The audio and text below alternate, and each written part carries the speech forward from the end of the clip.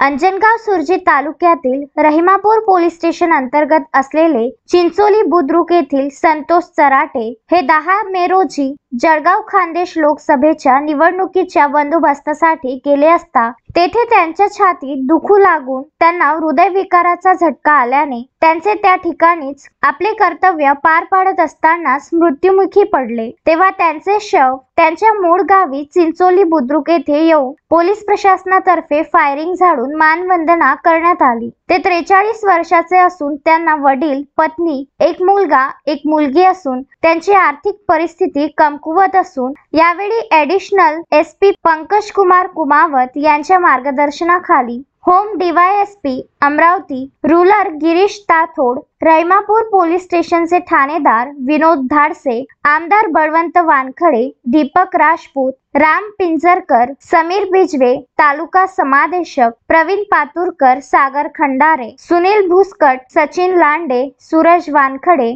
तसेच रहिमापूर पोलीस स्टेशनचे सर्व कर्मचारी, होमगार्ड, सैनिक व गावातील नागरिक मोठ्या संख्येने उपस्थित होते।